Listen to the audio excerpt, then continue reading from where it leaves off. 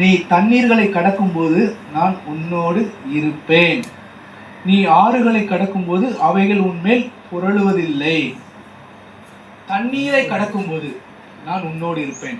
அது என்ன தண்ணீரை கடக்கும்போது உன்னோடு இருப்பேன்? பொதுவா தண்ணீர்னாலே தண்ணீர் போல பிரச்சனைன்னு சொல்லுவாங்க பார்த்தீங்களா? பிரச்சனைங்க கடல் போல இருக்குதுங்க.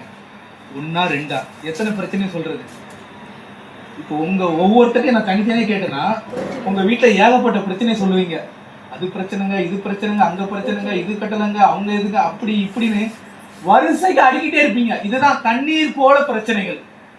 இந்த பிரச்சனைகள் வரும்போது ஆண்டவர் என்ன சொல்றேன்னா, தண்ணீரை கடக்கும் போது நான் உன்னோடு இருப்பேன். நீ ஆறுகளை கடக்கும் போது அவைகள் உன்னை புரளுவதில்லை. அப்போ கடல் போல பிரச்சனைகள் இருந்தாலும் அந்த பிரச்சனைகளை சமாளிப்பதற்கு கடவுள் உங்க கூட இருக்கிறார். அதுதான் மேட்டர். பிரச்சனை ஒரே அடியா தீர்ந்து போகாது. ஒரே நாள்ல எல்லா பிரச்சனையும் தீராது. எல்லா பிரச்சனைக்கும் ஒரே நாள்ல தீர்வு வந்துச்சுன்னா நம்மளை கையிலே பிடிக்க முடியாது. நான் ஜாலியா இருக்கிறோம், எனக்கு ஒரு பிரச்சனையும் கிடையாது, நான் சூப்பரா இருக்கேன், நம்ம கடவுளே தேட மாட்டோம், கடவுளே பார்க்க மாட்டோம். உண்மைதானே? 1008 பிரச்சனை இருக்கும்போதே நம்ம கடவுளை தேட